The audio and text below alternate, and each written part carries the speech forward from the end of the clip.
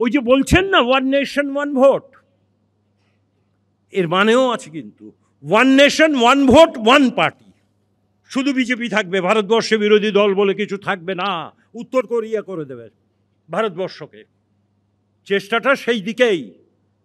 ঠিক এই সময় কেন নিয়ে এলেন এই বিল, সময়টা লক্ষ্য করবেন।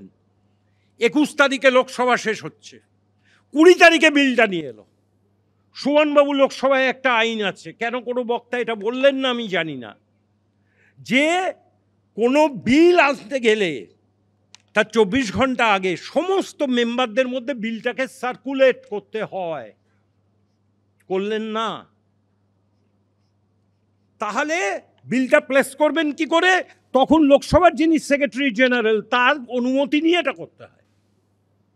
অমিত শাহর হিম্মত হলো না তার নিজের আসনে বসার, 4টে রো পেছনে চলে গেলেন। 20 জন না 30 জন মার্শাল তাকে ঘিরে রাখলো। উনি জানতেন কিন্তু এই জিনিসটা ঘটবে, তড়িঘড়ি বিলটা পাস করে ওখানে পেশ করে দিলেন। কারণটা কি?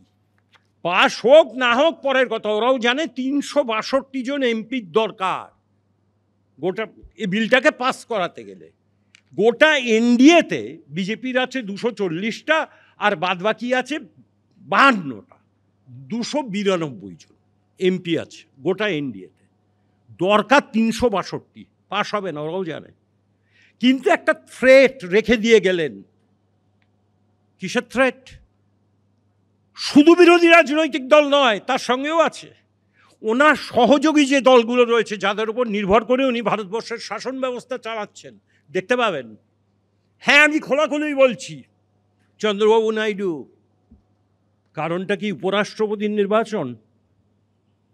সুমনবাবু, আমার একটা প্রশ্ন আছে, আমি একটা বিজ্ঞাপন দিতে চাই আপনার চ্যানেলে, দয়া করে একটু চালাবেন। বিজ্ঞাপনটা হচ্ছে হারানো প্রাপ্তি নিরুদ্দেশ। হারানো প্রাপ্তি নিরুদ্দেশ। ভারতবর্ষের প্রথম নাগরিক কে? ভারতবর্ষের রাষ্ট্রপতি। আর ভারতবর্ষের দ্বিতীয় নাগরিক, second citizen of the country, vice president of India, উপরাষ্ট্রপতি। সুমনবাবু, আমরা অত্যন্ত চিন্তিত এবং উদ্বিগ্ন।